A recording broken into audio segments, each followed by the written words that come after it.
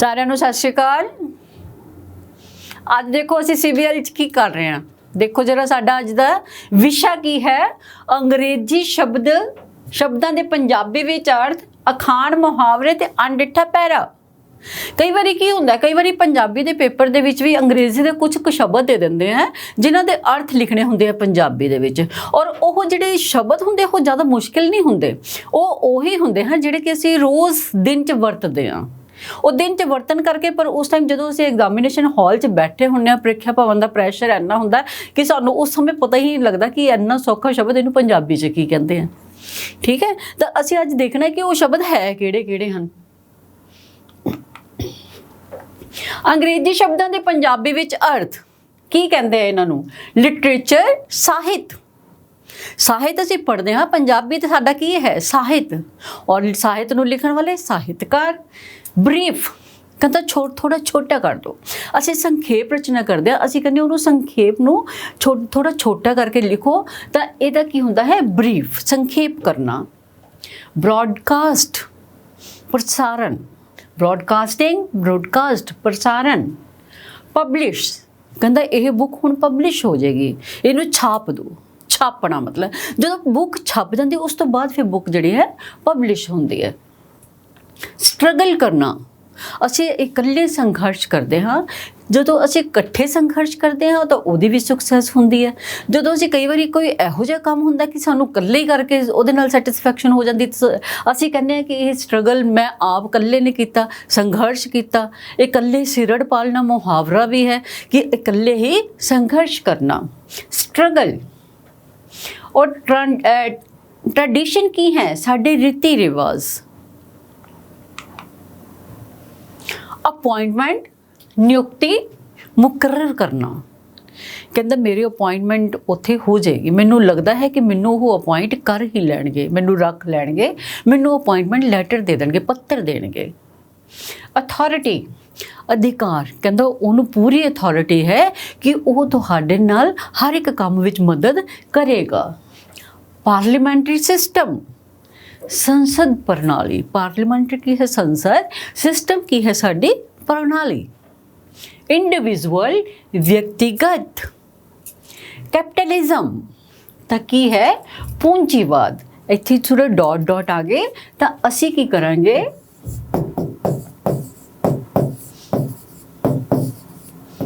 ਪੂੰਜੀਵਾਦ। ਉਸ ਤੋਂ ਬਾਅਦ ਕੀ ਹੈ? ਸੈਂਟਰਲਾਈਜੇਸ਼ਨ, ਕੇਂਦਰੀਕਰਨ। प्रोडक्शन, उत्पादन। फिलोसफिकल बुक्स, कुछ कहते फिलोसफर जिहड़े है वो अपनी किताबां लिख देंदे हन। दार्शनिक पुस्तकां।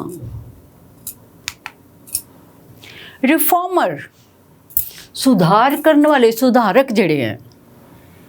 इंडस्ट्रियलिस्ट, उद्योगपति। हुण कैपिटलिस्ट है, कैपिटलिज्म है, इंडस्ट्रियलिस्ट है। उस दिन उदों मिलते जुलते शब्द सानू उस टाइम दिमाग विच नहीं आते कि इस नूं पंजाबी विच की आखदे हन। पीरियडिकल्स, पत्रिकावां। कहते सारे पीरियडिकल सिस्टम च लगा दो, 1 by 1, मंथ वाइज कर दो इन्हां नूं। एक्चुअली एक्सपेंसिस, कहता एक्चुअल, कहता किन्नी कीमत आई, किन्ना खर्चा होया। असल खर्चे। एजेंडा, कहता कारज सूची। एजेंडा नूं एजेंडा भी लिख सकते हैं, पर जे सानू पता होए कि इहनूं कारज सूची आखदे हन तां पैरे दे विच भी कई वारी शब्द आ जांदे हन, ट्रांसलेशन भी आती है, अनुवाद भी आता है, तो उत्थे की है ये कारज सूची। अटैस्टेड कॉपी, तस्दीक कीती कॉपी, तस्दीकशुदा। कहता जी एक कॉपी है, उसके उपर मैं साइन कर दिते तो वह की है? अटैस्टेड हो गई है, अटैस्ट हो गई है कॉपी। कहता अटैस्टेड कॉपी, तस्दीक की हुई copy. Auditor, auditor no auditor. हुण कुछ शब्द असी इंग्लिश वाले एज इट इज़ भी लिख सकते हाँ, वो किहड़े हन? Auditor, auditor. कॉन्फ्रेंस, सम्मेलन। तो असी ब्रैकेट में कॉन्फ्रेंस भी लिख सकते हाँ।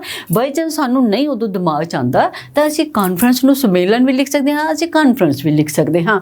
कन्फर्मेशन, पक्का करना। कन्फर्म्ड, पुष्टि।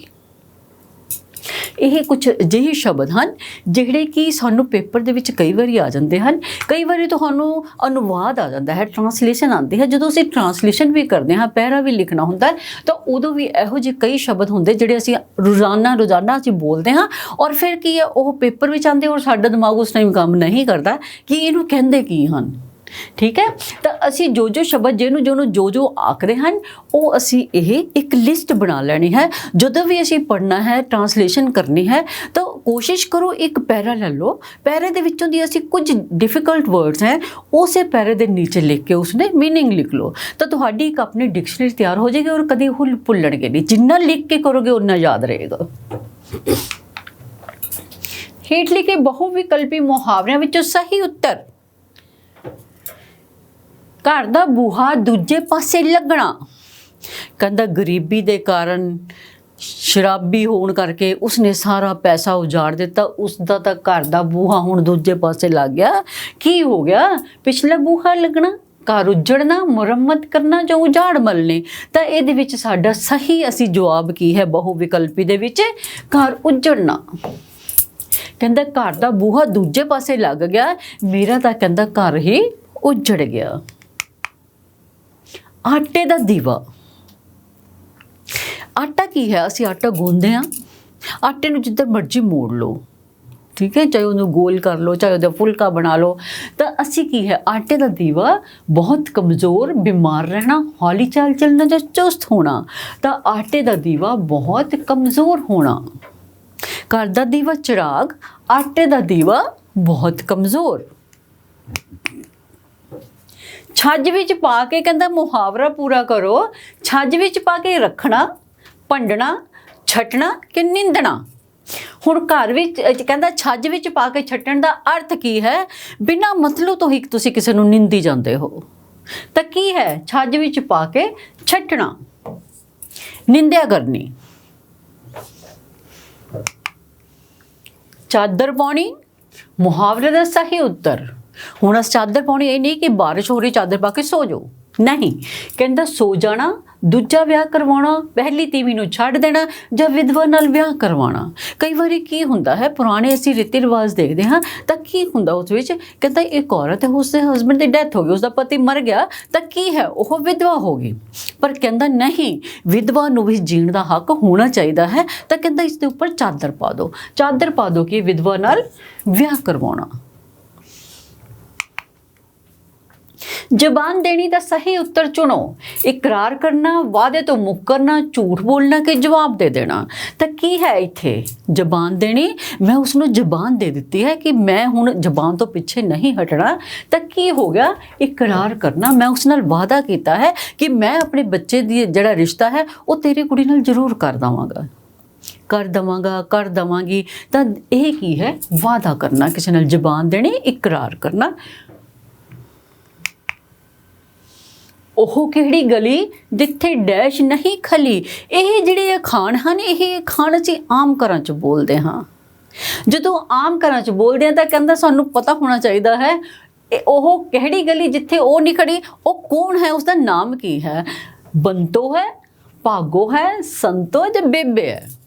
ਤਾਂ ਕੀ ਹੈ ਉਹ? ਕਹਿੰਦਾ ਉਹ ਕਿਹੜੀ ਗਲੀ, ਨਾਮ ਸਾਰੇ ਔਰਤ ਦੇ ਹਨ, ਪਰ ਅਸੀਂ ਇਹ ਦੇਖਣਾ ਹੈ ਕਿ ਇਸ ਦੇ ਵਿੱਚ ਕੀ ਐਡਜਸਟ ਅਸੀਂ ਕਰ ਰਹੇ ਹਾਂ ਕਿ ਇਹ ਫਿਲਰਸ ਜੋ ਦਿੱਤਾ, ਖਾਲੀ ਜਗ੍ਹਾ ਜਿਹੜੀ ਹੈ ਇੱਥੇ ਅਸੀਂ ਕੀ ਭਰਨਾ ਹੈ। ਸਾਡਾ ਜਿਹੜਾ ਅਸਲੀ ਸ਼ਬਦ ਹੈ ਉਹ ਕੀ ਹੈ? ਤਾਂ ਉਹ ਕਿਹੜੀ ਗਲੀ ਜਿੱਥੇ ਭਾਗੋ ਨਹੀਂ ਖਲੀ। ਜਦੋਂ ਬੰਦੇ ਪਾਸੋਂ ਕੁਝ ਕੰਮ ਕਰਨ ਦੀ ਆਸ ਪੂਰੀ ਨਾ ਹੋਵੇ ਤਾਂ ਕਿਹੜਾ ਅਖਾਣ ਵਰਤਿਆ ਜਾਂਦਾ ਹੈ?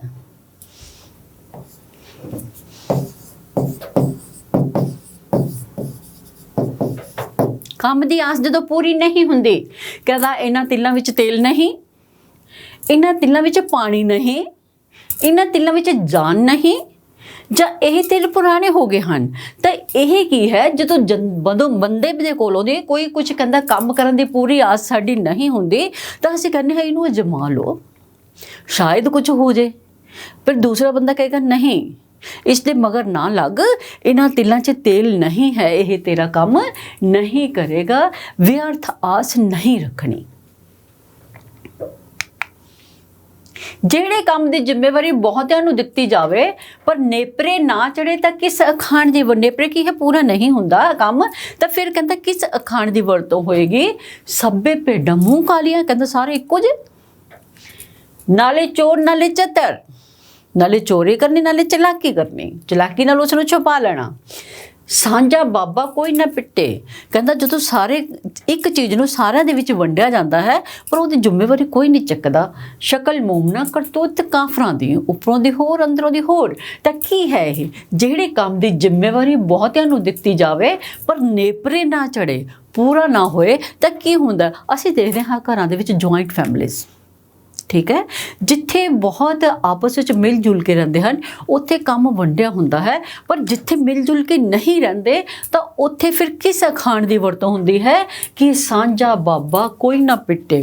ਮਤਲਬ ਸਾਂਝੇ ਜਿਹੜੀ ਜਗ੍ਹਾ ਹੈ ਉਸ ਦੀ ਕੋਈ ਜ਼ਿੰਮੇਵਾਰੀ ਉਹਦਾ ਨਹੀਂ ਚੱਕ ਰਿਹਾ ਕਿ ਮੈਂ ਹੀ ਇਹਦਾ ਕੰਮ ਕਰਾ ਦਾਂਗਾ ਜਾਂ ਮੈਂ ਇਸ ਘਰ ਦਾ ਮੁਰੰਮਤ ਕਰਾ ਦਾਂਗਾ ਜਾਂ ਮੈਂ ਇਸ ਘਰ ਦੇ ਦਰਵਾਜ਼ੇ ਲਗਾ ਦਾਂਗਾ, ਤਾਂ ਉਹਦੇ ਲਈ ਕਹਿੰਦਾ ਕੋਈ ਵੀ ਜ਼ਿੰਮੇਵਾਰੀ ਚੱਕਣ ਲਈ ਤਿਆਰ ਨਹੀਂ ਹੁੰਦਾ, ਕਿਉਂਕਿ ਆਪਸ ਵਿੱਚ ਸਾਰੇ ਹੀ ਝਗੜਦੇ ਹਨ। ਆਪਣੇ ਘਰ ਬੁਲਾਈ ਨਾ ਤੇ ਸਾਡੇ ਘਰ ਆਈ ਨਾ। ਇਹਦਾ ਕੀ ਹੈ? ਕਹਿੰਦਾ ਜਾਈ ਨਾ ਆਈ ਨਾ ਵਰਤਾਈ ਨਾ ਖਾਈ ਨਾ। ਇੱਕ ਬੋਟੀ ਤੇ 100 ਡੈਸ਼ ਖਾਣ ਪੂਰੇ ਕਰੋ, ਸ਼ੇਰ ਭੁੱਖੇ ਕੁੱਤੇ ਕੋਈ ਵੀ ਨਹੀਂ। ਤਾਂ ਇਹ ਕੀ? ਇੱਕ ਬੋਟੀ ਕੀ ਹੈ? ਮਾਸ ਦਾ ਟੁਕੜਾ। ਇੱਕ ਮਾਸ ਦਾ ਟੁਕੜਾ ਜੇ ਕਿਸੇ ਇੱਕ ਕੁੱਤੇ ਨੂੰ ਲੱਭ ਜੇ ਤਾਂ ਕਈ ਕੁੱਤੇ ਉੱਥੇ ਇਕੱਠੇ ਹੋ ਜਾਂਦੇ ਹਨ, ਤਾਂ ਇੱਕ ਬੋਟੀ ਤੇ 100 ਕੁੱਤੇ। ਅਣਡਿੱਠਾ ਪਹਿਰਾ।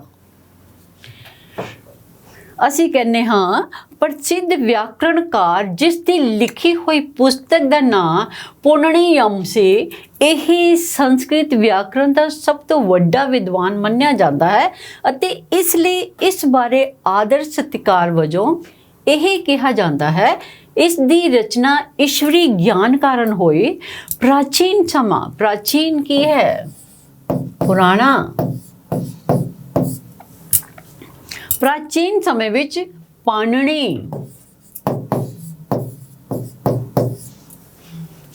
ਪਾਣਿਨੀ ਨੂੰ ਕਹਿੰਦਾ ਰਿਸ਼ੀ ਮੰਨਿਆ ਜਾਂਦਾ ਸੀ। ਆਧੁਨਿਕ ਸਮੇਂ ਵਿੱਚ ਵੀ ਇਸ ਬਾਰੇ ਇਹ ਪ੍ਰਸਿੱਧ ਹੈ, ਹੁਣ ਵੀ ਲੋਕੀ ਰਿਸ਼ੀ ਮੰਨਦੇ ਹਨ। ਇਸ ਨੂੰ ਇਸ ਪੁਸਤਕ ਸੰਬੰਧੀ ਗਿਆਨ ਸ਼ਿਵਜੀ ਤੋਂ ਪ੍ਰਾਪਤ ਹੋਇਆ।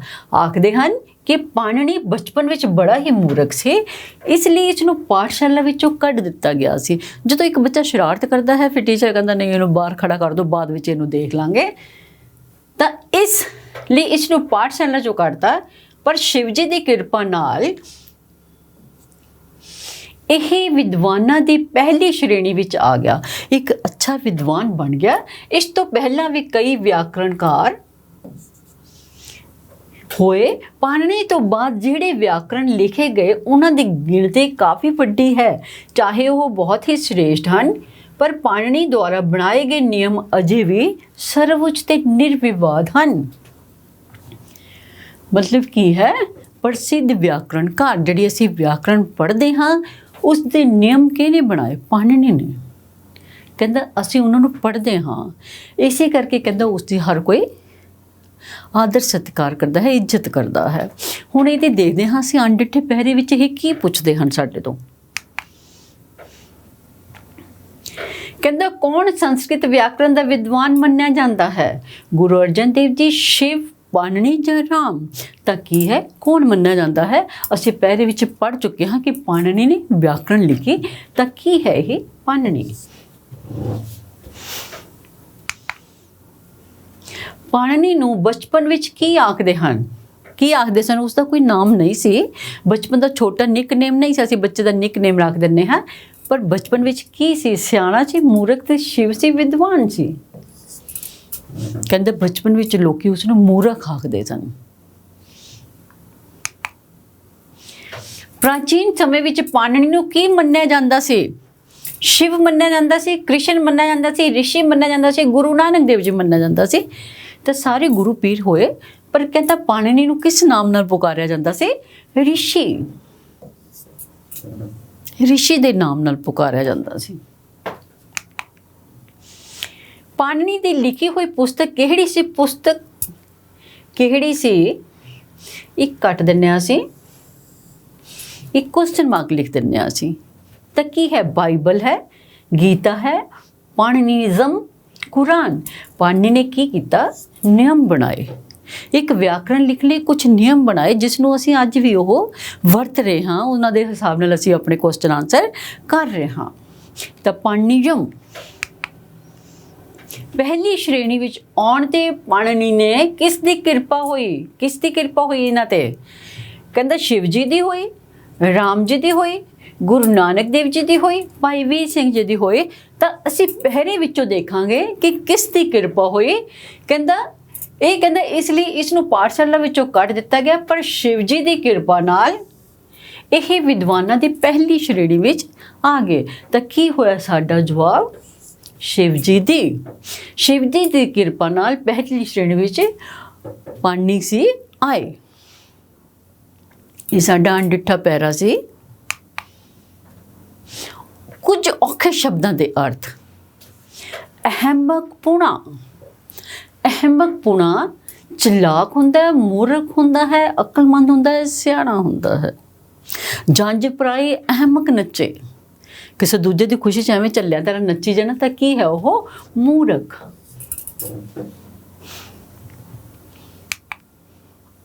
ਅੰਮ੍ਰਿਤ ਵੇਲਾ ਕੀ ਹੁੰਦਾ?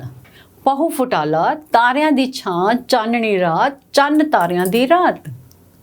ਪਹੂ ਫੁਟਾਲੇ ਤੋਂ ਪਹਿਲੇ ਤਾਂ ਕੀ ਹੈ ਅੰਮ੍ਰਿਤ ਵੇਲਾ? ਪਹੂ ਫੁਟਾਲਾ। ਗੱਤਕਾ ਖੇਡਣ ਦੀ ਸ਼ੁਰੂਆਤ ਕਿਸ ਗੁਰੂ ਜੀ ਨੇ ਕੀਤੀ ਸੀ? ਗੁਰੂ ਰਾਮਦਾਸ ਜੀ ਨੇ, ਗੁਰੂ ਹਰਗੋਬਿੰਦ ਜੀ ਨੇ, ਗੁਰੂ ਅਮਰਦਾਸ ਜੀ ਨੇ, ਗੁਰੂ ਨਾਨਕ ਦੇਵ ਜੀ ਨੇ। ਹੁਣ ਤੁਸੀਂ ਕਹੋਗੇ ਕਿ ਇਹ ਤਾਂ ਕੁਐਸਚਨ ਹੈ ਹੀ ਨਹੀਂ, ਅਸੀਂ ਕਿੱਥੋਂ ਕਰਾਂਗੇ? ਤਾਂ ਇਹਨਾਂ ਨੂੰ ਪੜ੍ਹਨਾ ਜ਼ਰੂਰੀ ਹੈ। ਗੱਤਕਾ ਖੇਡਣ ਦੀ ਸ਼ੁਰੂਆਤ ਗੁਰੂ ਹਰਗੋਬਿੰਦ ਜੀ ਨੇ ਕੀਤੀ ਸੀ। ਸੰਜੋਆ ਸ਼ਬਦ ਦਾ ਅਰਥ ਲੋਹੇ ਦਾ ਟੋਪ, ਸਰੀਰ ਨੂੰ ਬਚਾਉਣ ਲਈ ਲੋਹੇ ਦੀਆਂ ਤਾਰਾਂ ਦੀ ਪੁਸ਼ਾਕ, ਸਰੀਰ ਤੇ ਪਾਉਣ ਵਾਲੀ ਜੈਕਟ ਜਾਂ ਤੀਰਾਂ ਦਾ ਪੱਥਾ। ਤਾਂ ਕੀ ਹੈ ਉਹ? ਸੰਜੋਆਂ ਕੀ ਹੁੰਦੀਆਂ ਹਨ? ਸਰੀਰ ਨੂੰ ਬਚਾਉਣ ਲਈ ਲੋਹੇ ਦੀ ਪੁਸ਼ਾਕ, ਲੋਹੇ ਦੀਆਂ ਤਾਰਾਂ ਦੀ ਜਦੋਂ ਪੁਸ਼ਾਕ ਬਣੇ ਜੰਗ ਦੇ ਮੈਦਾਨ 'ਚ ਪਾਈ ਜਾਂਦੀ ਹੈ, ਤਾਂ ਇਹ ਕੀ ਹੈ? ਲੋਹੇ ਦੀ ਪੁਸ਼ਾਕ, ਆਪਣੇ ਆਪ ਨੂੰ ਸੇਫ ਕਰਨ ਲਈ। ਬਘਿਆੜੀ ਗਹਿਣਾ ਸਰੀਰ ਦੇ ਕਿਸ ਅੰਗ ਨਾਲ ਸੰਬੰਧਿਤ ਹੈ? ਗਲੇ ਨਾਲ, ਸਿਰ ਨਾਲ, ਬਾਹਾਂ ਨਾਲ, ਕੰਨ ਦੇ ਨਾਲ। ਬਘਿਆੜੀ ਕੀ ਹੈ? ਔਰਤਾਂ ਦਾ ਪਾਉਣ ਵਾਲਾ ਗਹਿਣਾ ਹੈ। ਇਹਨੂੰ ਗਹਿਣੇ ਦਾ ਰੂਪ ਦੇ ਦਿੰਦੇ ਹਨ। ਜਿਸ ਤਰ੍ਹਾਂ ਅਸੀਂ ਝੂਮਰ ਸੂਈਆਂ ਲਗਾਉਂਦੇ ਹਾਂ ਸਿਰ ਦੇ ਵਾਲਾਂ ਦੇ ਵਿੱਚ, ਤਾਂ ਇਹ ਵੀ ਬਘਿਆੜੀ ਵੀ ਸਿਰ 'ਚ ਲਗਾਈ ਜਾਂਦੀ ਹੈ। ਬਹੁਤ ਬਹੁਤ ਧੰਨਵਾਦ।